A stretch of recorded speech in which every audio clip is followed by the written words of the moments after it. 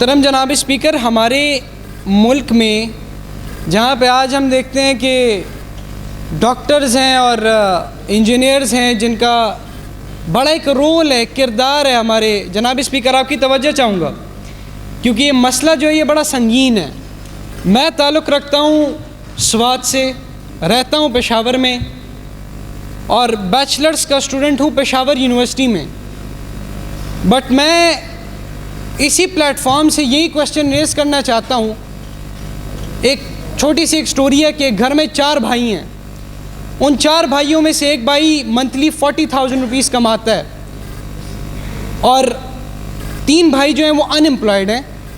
तो वो बेचारे, एक भाई जो है जिसके ऊपर पूरे घर का राशन है, सब कुछ है, वो क्या करेगा, कितना ही कमा लेगा।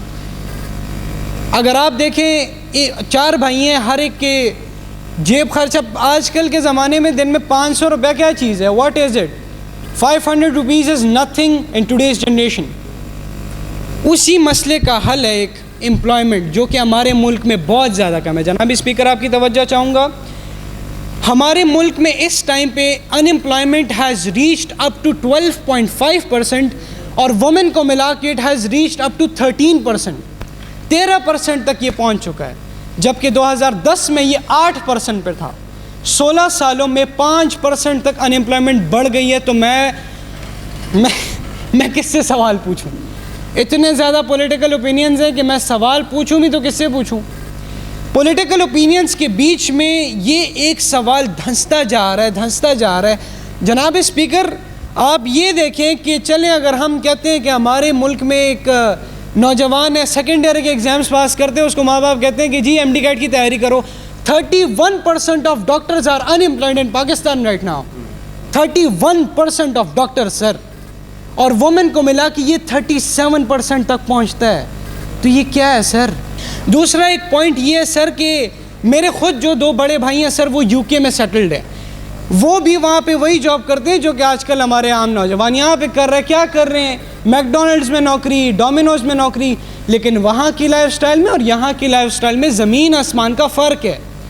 वहाँ पे एक नौजवान है, वो मैकडोनल्ड्स में नौकरी करता है, उसमें वो पाकिस्तान आके घूम भी सकता है, उसमें वो हर एक काम कर सकता है जो यहाँ पे मैकडोनल्ड्स की नौकरी में आप नहीं कर सकते। 6 घंटे पार्ट टाइम नौकरी, महीना 9,000 रुपये तनख्वाह देते हैं। ऐसा क्यों है?